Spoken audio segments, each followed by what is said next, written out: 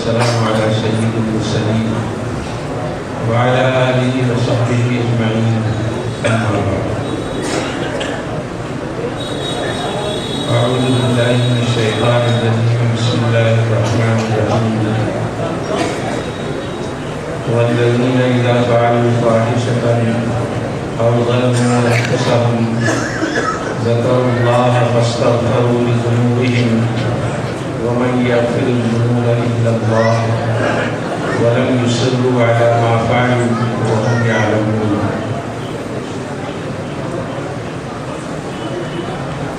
صدق الله العظيم. وقال النبي صلى الله عليه وسلم العلماء ورثة الأنبياء أو كما قال عليه الصلاة والسلام. محترم علماء کرام،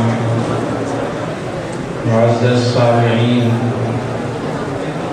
اور عزیز طلبہ،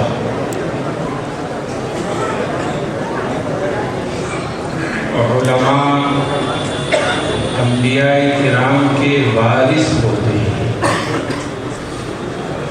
علماء انبیاء کرام کے وارث ہوتے ہیں. علماء کا اور مدارس میں پڑھنے والے طلباء کا اگر ہم مقام پہچان لیں اور اللہ ہمیں اس کی توفیق عطا فرمائے تو یقین جانیے ہماری دنیا اور آخرت سنور جائے. ایک بات مجھے یاد آ گئی کہ علماء کرام کا کیا مقام ہوتا ہے، اور میں سمجھتا ہوں کہ شاید وہ بات نئی اور عجیب ہے، تو میں اس کا حوالہ بھی بتا دیتا ہوں. حضرت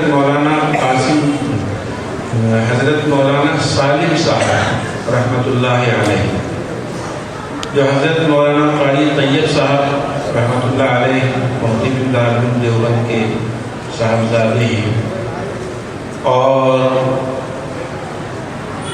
موجودہ زمانے کے علماء میں ایک خصوصی مقام رکھتے تھے. انہوں نے یہ بات اپنی ایک کتاب میں لکھی ہے، اور جو بات انہوں نے لکھی ہے اس سے معلوم ہوتا ہے کہ علماء کا مقام کتنا بلند ہے اور ان کا مرتبہ کتنا عظیم الشان ہوتا ہے. ایک بحث کافی پہلے سے اس میں لکھنے کے بعد ایک صاحب کشف بزرگ کا حال انہوں نے نقل فرمایا.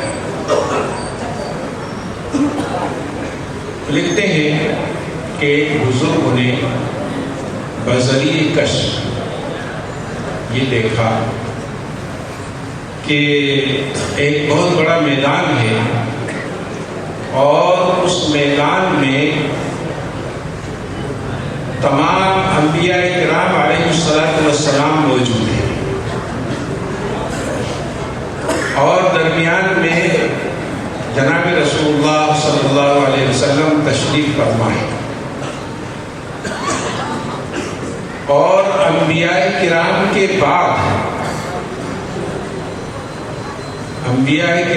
بعد اس امت کے قیامت تک آنے والے علماء کرام موجود ہیں. کیا نورانی مجلس ہوگی جس میں قیامت تک آنے والے علماء، بزرگان دین، اولیاء اللہ یہ موجود ہیں، اور پھر تمام انبیاء کرام موجود ہیں، اور ان سب کے درمیان میں میرے اور آپ کے آقا جناب رسول اللہ صلی اللہ علیہ وسلم تشریف رکھتے ہیں.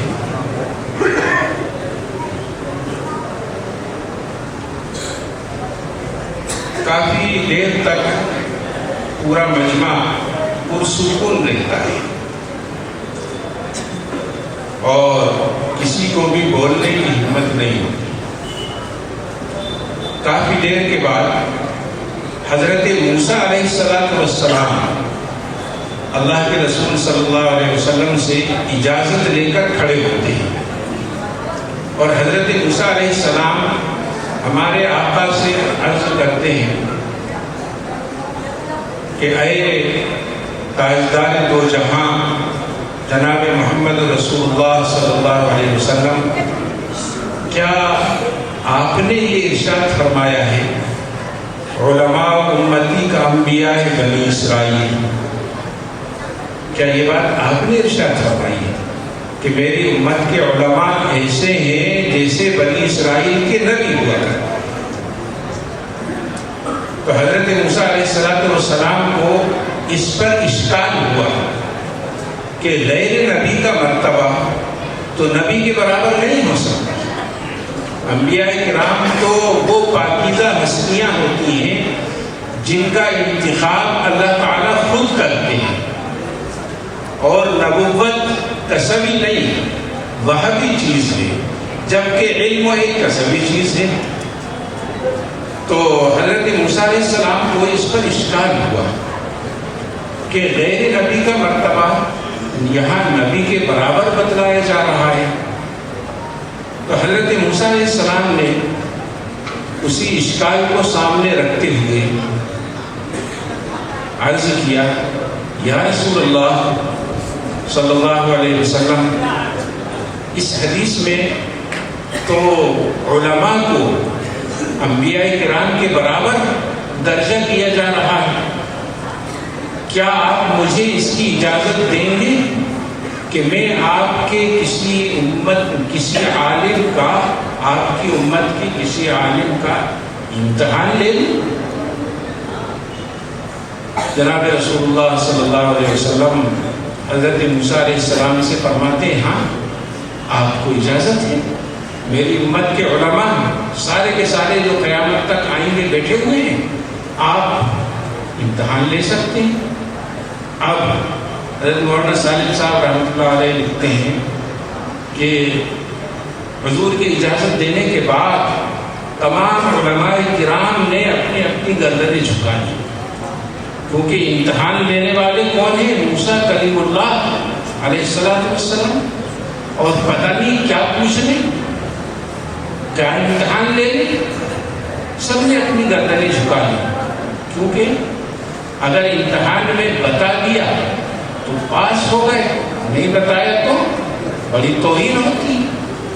خیر، حضرت موسیٰ علیہ السلام کھڑے ہوتے اور تمام لوگوں پر ایک نظر دوڑاتے، اس امت کے علماء کرام پر نظر ڈالتے ہوئے حضرت موسیٰ علیہ السلام توجہ فرما رہے ہیں۔ حضرت موسیٰ علیہ السلام کی نگاہ جا کر ٹھہرتی ہے امام غزالی رحمۃ اللہ علیہ۔ حضرت موسیٰ علیہ السلام اشارہ کرتے ہیں، آپ کھڑے ہو جائیں۔ اب امام غزالی رحمۃ اللہ علیہ پسینہ پسینہ اور بہت زیادہ حساس، خیر امام غزالی رحمۃ اللہ علیہ کھڑے ہوتے ہیں۔ حضرت موسیٰ علیہ السلام پوچھتے ہیں، جی آپ کا نام بتائیے۔ تو امام غزالی رحمۃ اللہ علیہ نے اپنا نام بتایا، میرا نام ہے محمد، اور والد کا نام احمد، اور دادا کا نام یہ، اور پردادا کا نام یہ، اور ان کے والد کا یہ، اور ان کے والد کا یہ، اور ان کے والد کا یہ۔ اور امام غزالی نے سلسلہ نسب بتلاتے بتلاتے حضرت آدم علیہ السلام تک پہنچا دیا کہ میرا سلسلہ نسب یہ ہے۔ تو حضرت موسیٰ علیہ السلام نے فرمایا، واہ، یہ کیا بات ہوئی؟ میں تو آپ سے آپ کا نام پوچھ رہا ہوں اور آپ نے جو سلسلہ نسب بتانا شروع کیا تو چپ ہی نہیں ہو رہا ہے، چپ ہی نہیں ہو رہا ہے صاحب، بتاتے چلے جا رہے ہیں، یہاں تک کہ آدم علیہ السلام تک سلسلہ نسب پہنچا دیا۔ تو امام غزالی رحمۃ اللہ علیہ نے عرض کیا حضرت میں کہاں اور آپ کہاں؟ آپ کلیم اللہ، اللہ کے جلیل القدر پیغمبر، اور میں کہاں ایک امت کا ادنا سا آدمی؟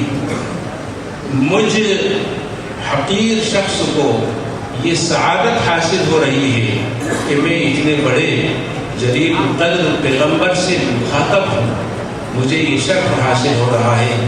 تو میرا جی چاہا کہ سلسلہ کلام ذرا لمبا ہو جائے تاکہ اتنی دیر تک میں آپ سے مخاطب ہو سکوں۔ پھر امام غزالی رحمۃ اللہ علیہ نے فرمایا حضرت آپ کو اس میں تعجب نہیں کرنا چاہیے، کیونکہ یہ تو ایسا ہی ہے جیسا کہ اللہ تعالیٰ نے آپ سے پوچھا تھا، وَمَا تِلْكَ بِيَمِينِكَ يَا موسیٰ۔ اللہ نے بھی تو صرف ایک سوال کیا تھا کہ اے موسیٰ آپ کے ہاتھ میں کیا ہے؟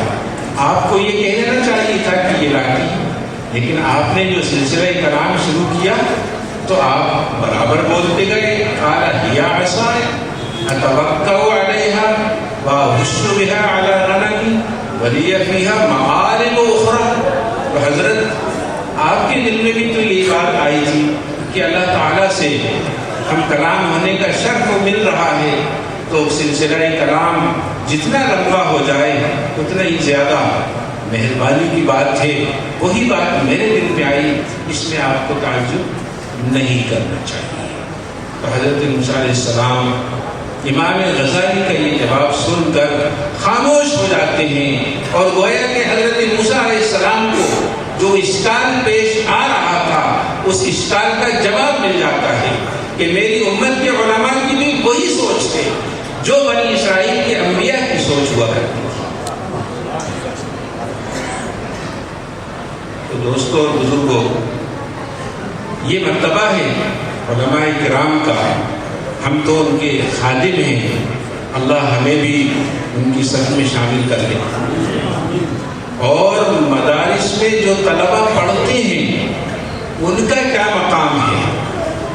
میں نے یہ واقعہ ابھی وہاں بھی سنایا تھا ایک دوسری جگہ پر، آپ حضرات کو بھی سنا دینا میں بہتر سمجھتا ہوں، کیونکہ بہت سے لوگ مدارس کو عجیب ترچھی نگاہوں سے دیکھتے ہیں، اور بہت سے لوگ تو بدگمانیاں بھی اپنے دل کے اندر پال لیتے ہیں مدارس کے بارے میں۔ لیکن یاد رکھیے، مدارس میں پڑھنے والے طلبہ، چھوٹے چھوٹے بچے جو قرآن اور حدیث پڑھتے ہیں، ان کا کیا مقام ہے؟ حضرت خواجہ باقی باللہ رحمۃ اللہ علیہ، حضرت مجدد الفسانی رحمۃ اللہ علیہ کے شیخ ہیں اور پیر ہیں خواجہ باقی باللہ رحمۃ اللہ علیہ، اور حضرت مجدد الفسانی رحمۃ اللہ علیہ کے مبارک قدم آپ کے شہر میں بھی پڑے ہیں، ایک عرصے تک وہ یہاں مقیم رہے ہیں، اور جہانگیر نے آخر میں ان کے ہاتھ پر توبہ بھی کی اور ان سے بیعت بھی ہوا ہے، اور ان کے خادموں کی صف میں وہ شامل بھی ہوا ہے۔ خیر بات، تو مجدد الفسانی رحمۃ اللہ علیہ کے شیخ ہیں خواجہ باقی باللہ رحمۃ اللہ علیہ، بڑے اللہ والے، بڑے صاحب نسبت بزرگ۔ اور ایک بات اور بتا دوں، جو اولیاء اللہ ہوتے ہیں، جس طرح ان کی زبانیں اللہ کے ذکر میں ہمیشہ تر رہتی ہیں، اسی طرح ان کے قلوب بھی اللہ کے ذکر میں مست رہتے ہیں۔ اولیاء اللہ کے قلوب جاری ہو جاتے ہیں اور دلوں سے بھی اللہ کا ذکر نکلتا ہے، تو اس کو کہتے ہیں دل کا جاری ہونا۔ تو حضرت خواجہ باقی باللہ رحمۃ اللہ علیہ اسی پائے کے بزرگ تھے، اور دل سے بھی اللہ اللہ کا ورد جاری رہتا تھا۔ ایک دل میں ایسی روشنی اور نورانیت تھی جس کو وہ خود بھی محسوس فرماتے تھے۔ خیر بہرحال ایک مرتبہ ایسا ہوا کہ کسی بات کی وجہ سے ان کا دل جو جاری تھا وہ بند ہو گیا. جیسے ہمارے یہاں ہوتا ہے کہ لائٹ ہوتی ہے اور پھر اچانک لائٹ چلی جائے تو ساری روشنی ختم اور اندھیرا ہی اندھیرا ہو جاتا ہے. نہ دائیں طرف کا دکھتا، نہ بائیں طرف کا، نہ اوپر کا، نہ نیچے کا.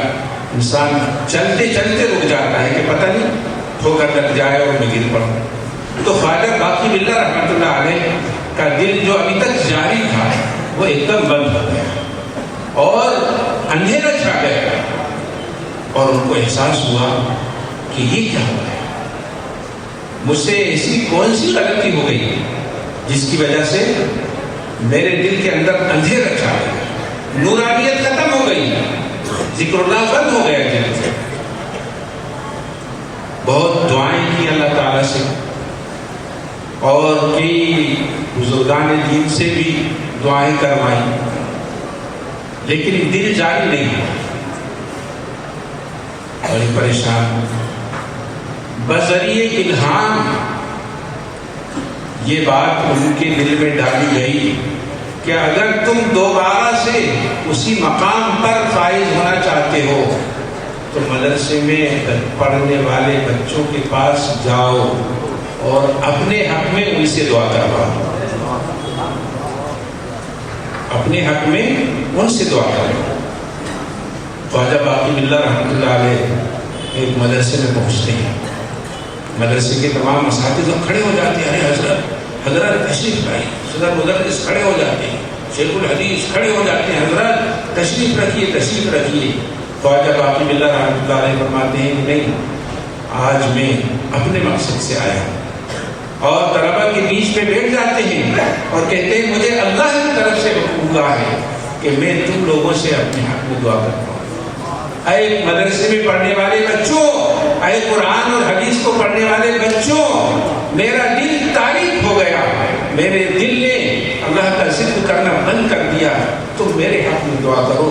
مجھے بتایا گیا ہے کہ تمہاری دعا قبول کی جائے گی اور مجھے وہ مقام دوبارہ سے حاصل ہو جائے. چنانچہ ان تمام بچوں نے ان کے لیے دعا کی اور اللہ تعالیٰ نے ان بچوں کی دعا قبول کر کے ان کے دل کو دوبارہ سے جاری کر دیا.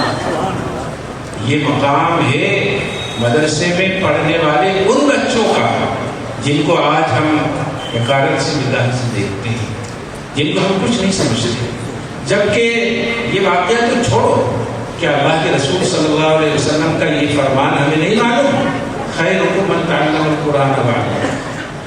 قرآن پڑھنے والا اور پڑھانے والا دنیا کے تمام انسانوں میں سب سے زیادہ بہتر ہے اور سب سے زیادہ افضل ہے. ہم دیکھتے ہیں کیا ٹوٹی ہوئی پھٹی ہوئی چٹائی پر بیٹھے ہوئے ہیں، ایک پیر میں چپل ہے ایک میں نہیں ہے، کرتا ادھر سے پھٹا ہے پاجامہ ادھر سے اونچا ہے. یہ کیا حال بنا رکھا ہے؟ اور کئی مدارس کا یہی حال ہے. ہم ان کی طرف توجہ نہیں دیتے. ہمارے بچے انگلش میڈیم اسکول میں پڑھتے ہیں، کانوینٹ میں پڑھتے ہیں، کیمپین میں پڑھتے ہیں، ہولی فیملی اسکولوں میں ہم بھیجتے ہیں، ہزاروں ہزار فیس مہینے کی دیتے ہیں. بلکہ ایک صاحب کو کہہ رہے تھے بعض اسکولوں میں، کالجوں میں، یونیورسٹیوں میں 1 لاکھ روپے مہینے سے بھی زیادہ کی فیس ہوتی ہے اور ہم دیتے ہیں خوشی سے. اور مدرسے میں پڑھنے والے طالب علموں کو کبھی جا کر ہم یہ نہیں دیکھتے کہ ان کے لیے قرآن پاک رکھنے کے لیے تپاہیوں کا انتظام نہیں ہے تو ہم ان کا انتظام کر دیں. کبھی ہم جس طرح اپنے بچوں کے کپڑے بنواتے ہیں، مدرسے کے بچوں کے بھی کپڑے بنواتے ہیں، اپنے بچوں کے لیے مٹھائی لاتے ہیں گھر میں. کبھی مدرسے کے بچوں کو یہ رسول اللہ کے مہمان ہیں، رسول اللہ کے مہمان ہیں، ان کی خدمت کرو گے رسول اللہ صلی اللہ علیہ وسلم خوش ہو. اور بڑا ہی خوش نصیب ہے وہ انسان جس کا مال اور جس کا پیسہ اس قرآن کی خدمت میں خرچ ہو جائے. اس سے بہتر کوئی کام نہیں ہو سکتا. خیر بہرحال مدرسے کی نسبت سے یہ بات ذہن میں آ گئی تو میں نے آپ حضرات کے سامنے عرض کر دی. آج کل مدرسے ہمارے اسلام کی ریڑھ کی ہڈی یہ ہوتی ہے کہ اگر وہ ٹیڑھی ہو جائے، ٹوٹ جائے یا گیپ پھیل جائے تو انسان کھڑا نہیں ہو سکتا. پھر بستر پر ہی پڑے پڑے اس کا آخری وقت آتا ہے. تو یہ مدرسے اگر نہ ہوتے, آپ بتائیے اتنے بچے حافظ قرآن ہوں گے, انہی میں سے آگے چل کر کوئی امام غزالی بنے گا, کوئی امام راضی بنے گا, کوئی مولانا قاسم نانوتوی بنے گا, کوئی مولانا رشید احمد گنگوئی رحمۃ اللہ علیہ بنے گا, کوئی مولانا اشرف علی تھانوی رحمۃ اللہ علیہ بنے گا, اور پھر یہ دین کی کتنی خدمت ہے. تو صحیح معنی میں ہمارے بر صغیر میں اگر اسلام اپنی اصلی شکل میں نظر آ رہا ہے تو وہ صرف اور صرف ان مدرسوں کی دین ہے.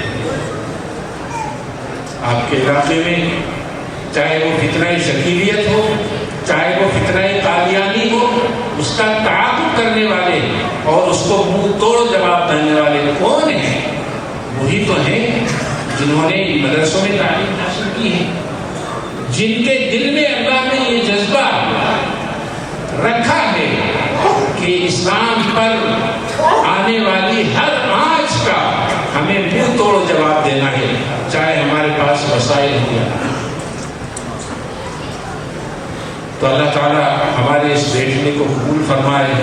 ہم لوگ اس کا برابر خیال رکھا کریں کہ یہ مدارس اللہ کی بہت بڑی نعمت ہے. اور میں نے قرآن پاک کی ایک چھوٹی سی آیت آپ حضرات کے سامنے پڑھی تھی. اللہ تعالیٰ اس آیت میں ایک مسلمان کی شان کو بیان فرما رہے ہیں. اللہ تعالیٰ یہ فرما رہے ہیں کہ مسلمان کیسا ہوتا ہے, مسلمان کو کیسا ہونا چاہیے. آج ہم ہیں جس ڈگر پر ہم چل رہے ہیں, بس سمجھ رہے ہیں کہ صحیح راستے پر چل رہا ہوں, جو طریقہ ہم اپنائے ہوئے ہیں سمجھ رہے ہیں کہ یہی راستہ صحیح ہے.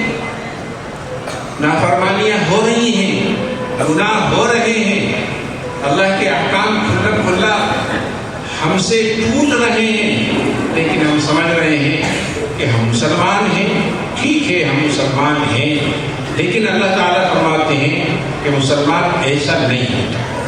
مسلمان کیسا ہوتا ہے سنیے. اللہ تعالیٰ فرماتے ہیں والذین اذا فعلوا فاحشة او ظلموا انفسهم ذکروا اللہ فاستغفروا لذنوبهم. مسلمان ایسے ہوتے ہیں کہ جب ان سے کوئی گناہ ہو جاتا ہے یا وہ اپنی جانوں پر ظلم کر بیٹھتے ہیں گناہ کر کے, تو فوراً اللہ کو یاد کر لیتے ہیں.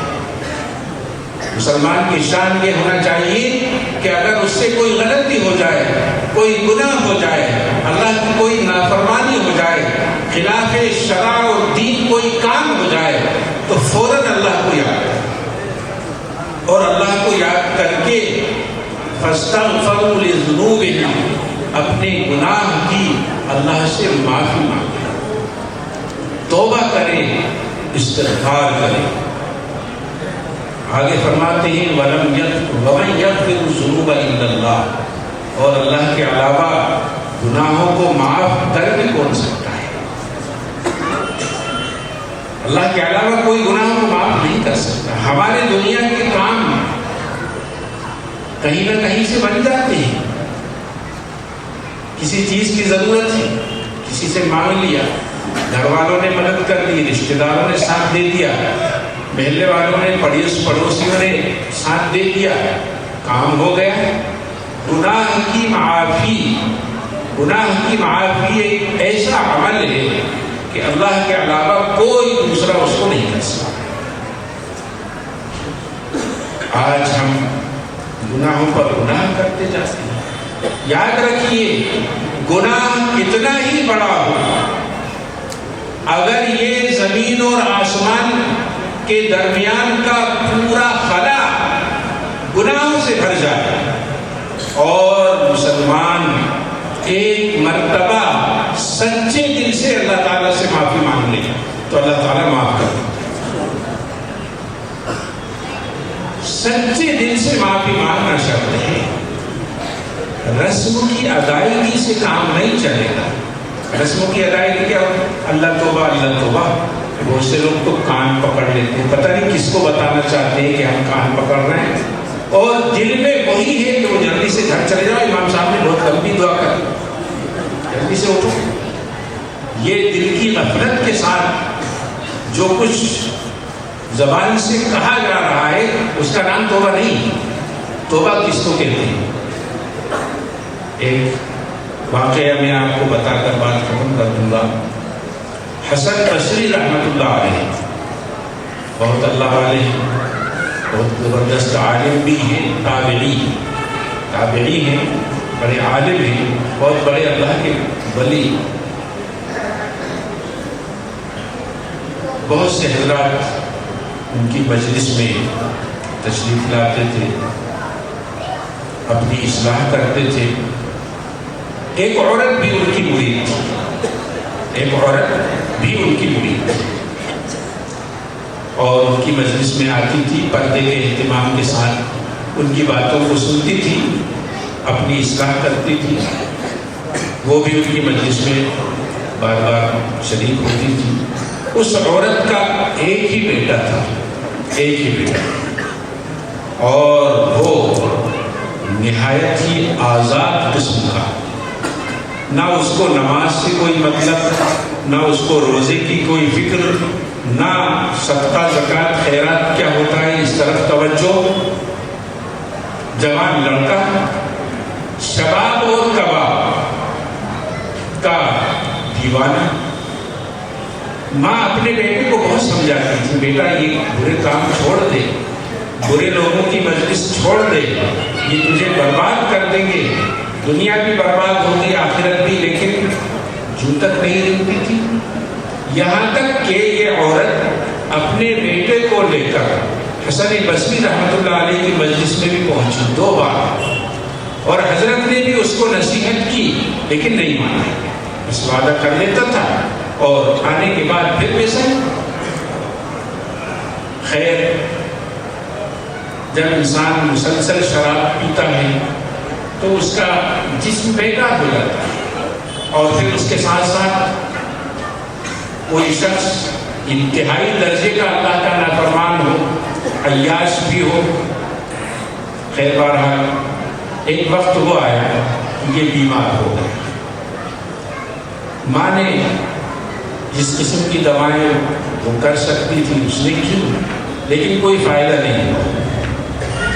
ماں بھی اس کی زندگی سے مایوس ہو گئی، اور وہ لڑکا خود بھی سمجھ گیا کہ اب میرا آخری وقت ہے، اب میں نہیں بچ سکتا۔ تو بیٹے نے اماں کو بلایا، کہنے لگا اماں اب ایسا لگتا ہے کہ یہ میرا آخری وقت ہے، آپ حضرت کے پاس تشریف لے جائیے، حضرت کو بلا لائیے، حضرت سے کہیے کہ وہ مجھے آ کر توبہ کرا دے، کلمہ پڑھوا دے۔ ماں اپنے بیٹے کی آخری حالت اور اس کی آخری تمنا، ماں دوڑی دوڑی گئی حسن بصری رحمۃ اللہ علیہ کے پاس، پوچھا کون؟ کہ میں آپ کی خادمہ فلاں، تعارف کرایا، کیا کام ہے؟ کہنے لگی حضرت میرے بیٹے کا آخری وقت ہے، میں چاہتی ہوں کہ آپ تشریف لے چلیں اور اس کو توبہ کرا دیں اور اس کا کلمہ پڑھوا دیں اس کو، اور میں یہ بھی تمنا لے کر آئی ہوں کہ جب اس کا انتقال ہو جائے تو آپ اس کی جنازے کی نماز بھی پڑھا دیں۔ حسن بصری رحمۃ اللہ علیہ کو وہ ساری باتیں یاد آ گئی، اور 2 مرتبہ جو انہوں نے سمجھایا تھا وہ بھی یاد آ گیا۔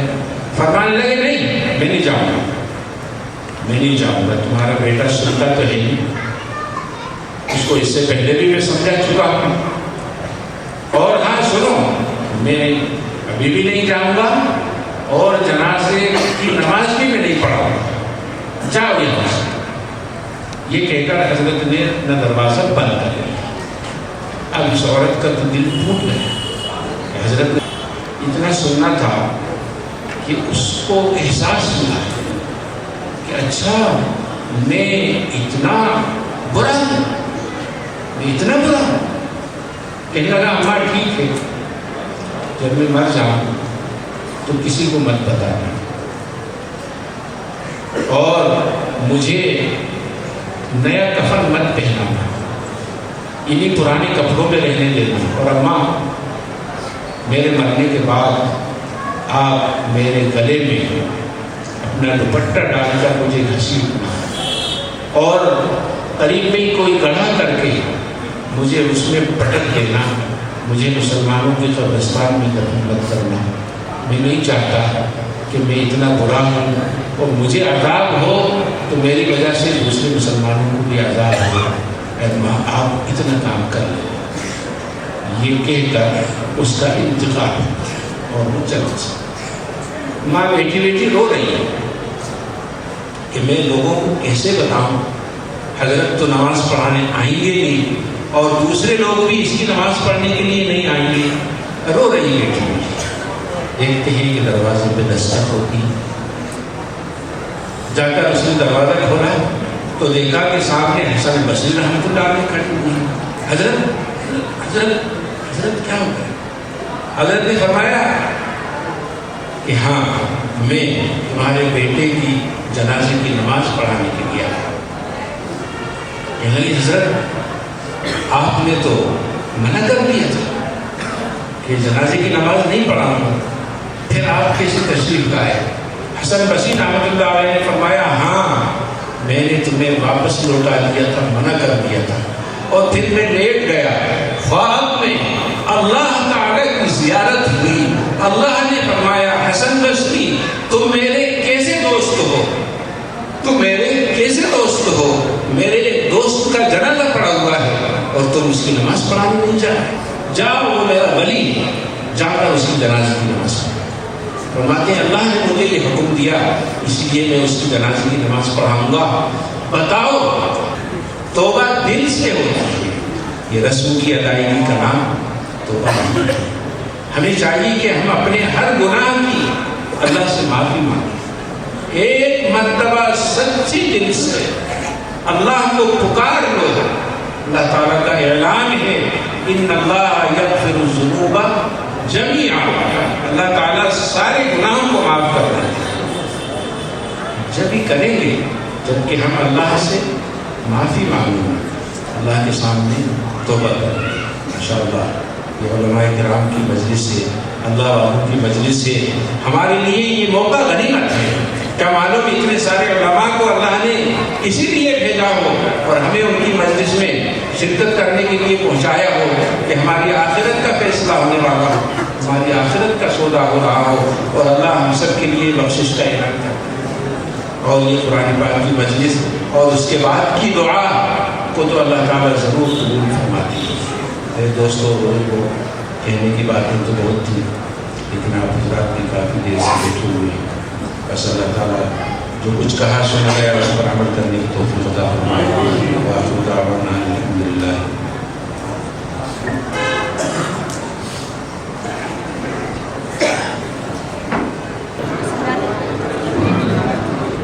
أعوذ بالله من الشيطان الرجيم، بسم الله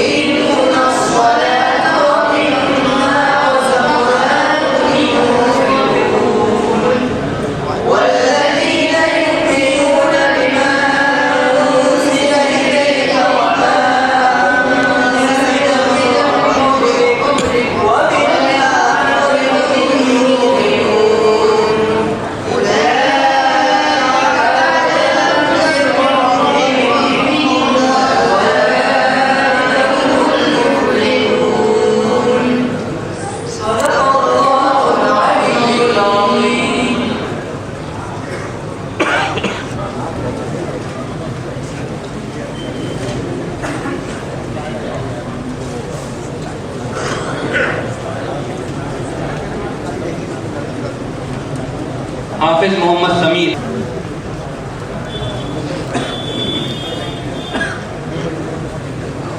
حافظ عبد الرحیم،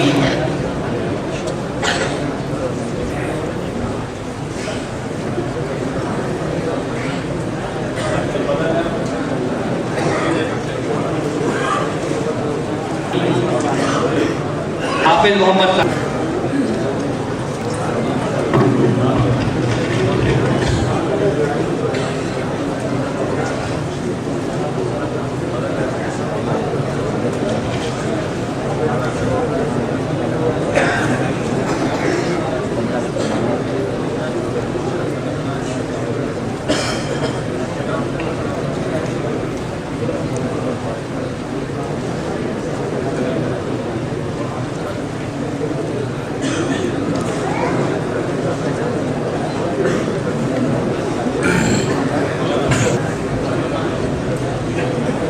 نبیل بھائی کہیں گے only 20 کی رائٹ